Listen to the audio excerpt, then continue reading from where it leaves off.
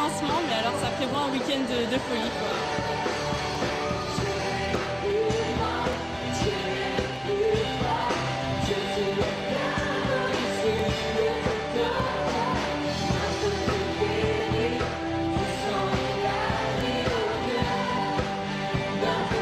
On nous a demandé si on voulait bien organiser donc, la soirée jeunesse de protestants en fait. Et donc on a évidemment accepté. C'est agréable, ça fait du bien de prendre une pause pour nous.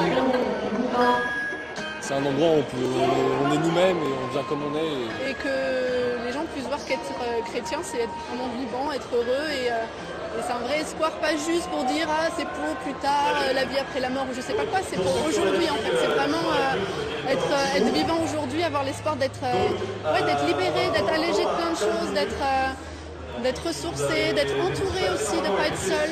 C'est un sentiment de lâcher prise et on laisse le contrôle à celui en lequel on croit et au final il nous remplit de paix, d'amour et de joie.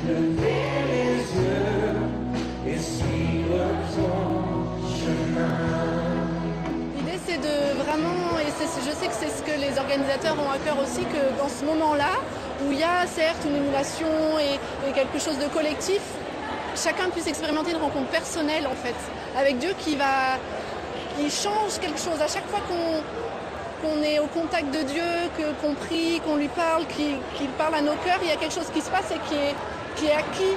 Et c'est pas pour ça qu'après il n'y a pas des hauts, des bas, mais...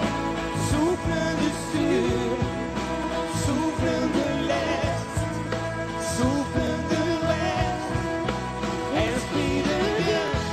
Ce genre de rassemblement, ça peut être un point fort, mais ça ne remplace pas une relation au quotidien. C'est comme si je disais, moi ma famille, c'est Noël et puis c'est tout, j'ai pas besoin de les appeler ni de les voir à aucun autre moment. Ce serait un petit peu bizarre. Donc voilà, là c'est Noël.